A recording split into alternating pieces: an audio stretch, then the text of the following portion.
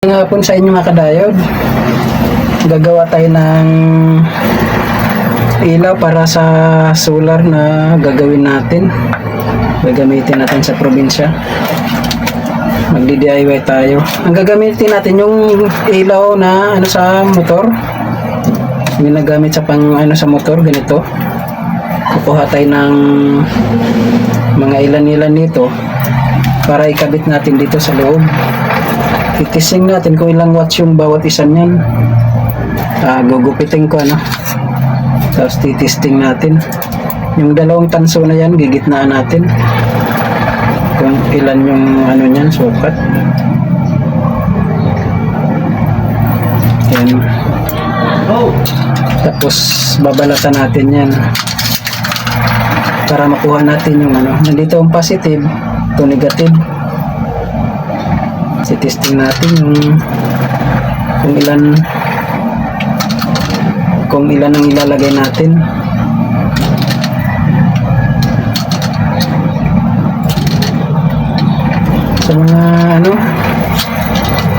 Sa mga newbie tsaka nag-aaral pa ng ganito, keep on watching lang tayo. Huwag kayo magsawang sumuporta sa atin, sa mga kapwa natin technician, at saka sa mga master natin. Shoutout sa inyo. Huwag na lang kayo manood sa mga ganitong gawain dahil sisiw na lang sa inyo to. Pag ganito, balatan nyo lang to, makita nyo yung tansong dalawa na yan. Ito dito yung positive, dito negative. Kaya gamit tayo ng backlight tester. Ito backlight tester para i-tester natin to kung ilang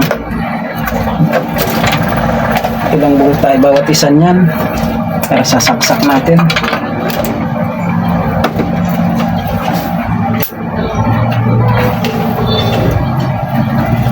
Ayan na, may ilaw ng tester natin. Tester natin isa niyan. Ito yung positive, ito yung negative. Ito yung positive, ito yung negative. Ayan, 10 volts 10 volts tong tatlo, 13. So 12 volts pala to, 12 volts.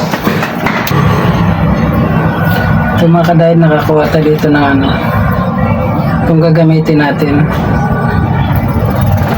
Ayan, bali 10.4 volts. So itong gagamitin natin, lalagay natin dito sa loob. Yung pinakagitna nito, ito yung positive, kasi yung gilid na to negative, ito yung positive. Diyan natin ikakabit dyan. Lagyan lang natin ng wire. Lagyan natin ng wire.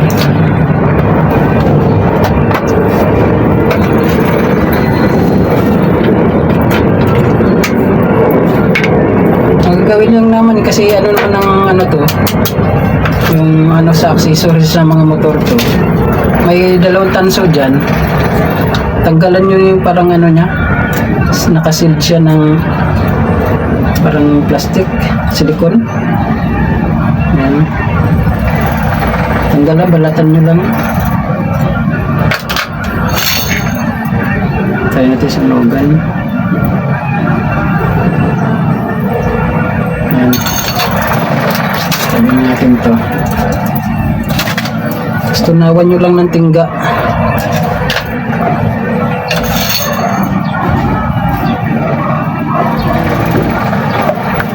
Tunawan nyo lang ng tingga yan para didikit yung wire.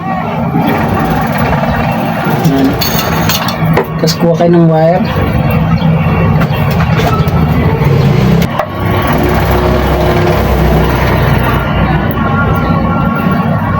Yan. Tapos yung isa.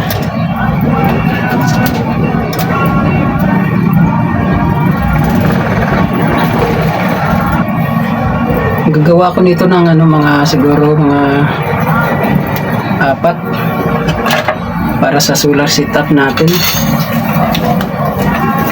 Gagawa ko ng solar setup sa bahay.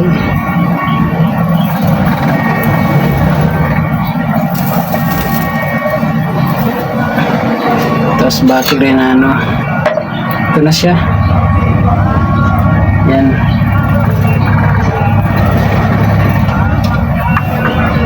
Testing natin ulit kung nagana siya. Nakabitan na natin ng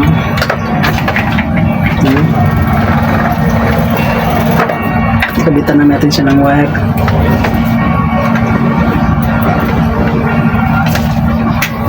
On.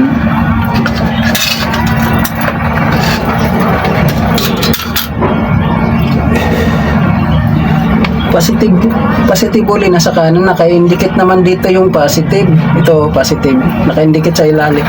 Tingnan nyo lang, ito yung positive, kahit pareha lang yung kulay ng ano nyan. Itong positive, may nakasulat sa ilalim.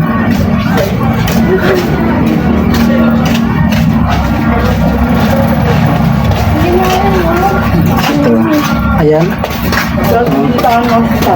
Hindi naman ilaw yan pag ano, pag nagkabaliktad, di siya ilaw. Ayan ang ikakabit natin dito. Hanapan natin ang magandang ano dyan. Maikabit natin ng maayos. Yung positive niya ay nasa ano.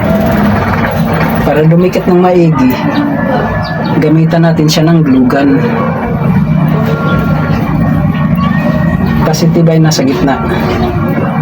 Yan, ganyan na lang. Ganyan na lang para magkasya siya. Tapos dikitan natin siya ng glue gun. Yan. Positive. Ako ba yung yan? Oo nga, ito nga niya ba? Ito ba? Tandaan natin yung pinakagitnang ilaw dito, positive.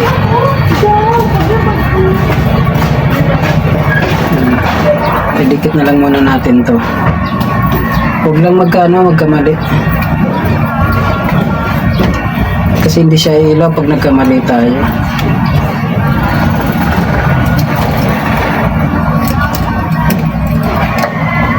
Medyo mano nga lang ito dudugtong dahil maiksi lang siya. Kailangan hinangan nyo muna. Hinangan nyo ng tingga para dumikit.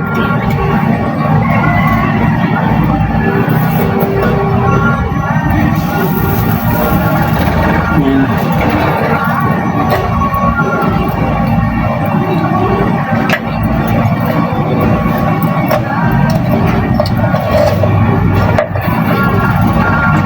Positive ito. Magalaw na yung kamay ko. Smado na.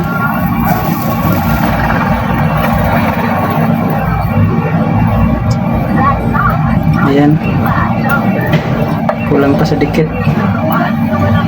Kulang pa siya sa dikit para makakalas.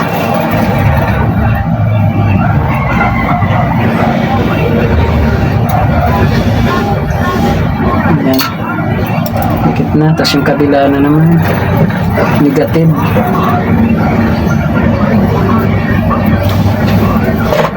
Lagyan natin ng ano yan, electrical tip. Hinangan din natin ng ano yan.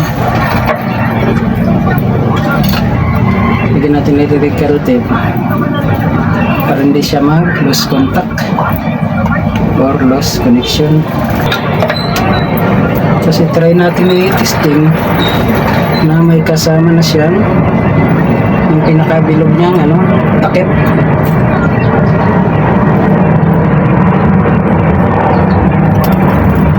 Ayan. Siyempre inangan din natin to. Ano nyo ng tingga para mabilis siyang dumikit.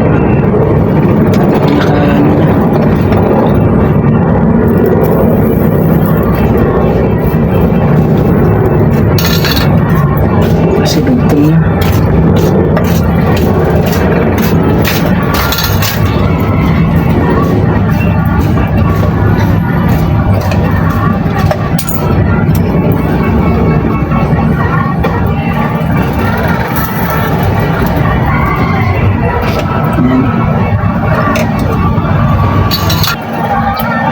Sana huwag kayo magsawang mag-subscribe sa mga ina-upload natin video. Ayan na. Tapos lagyan natin ng electrical tape.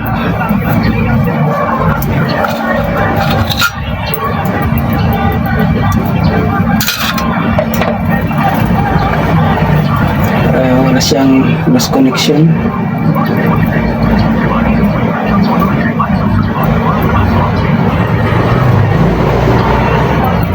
Tapos i-final testing natin.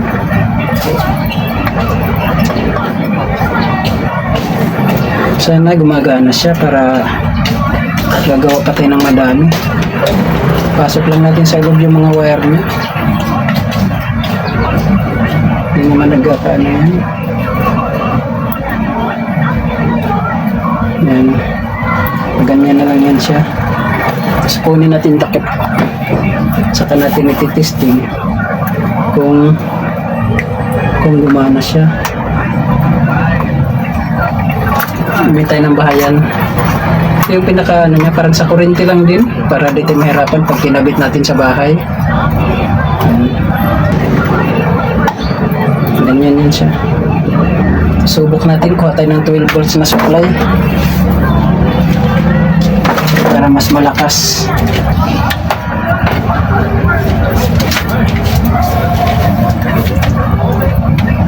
Ito siya, kuha na 12 volts yung ginagamit natin charger.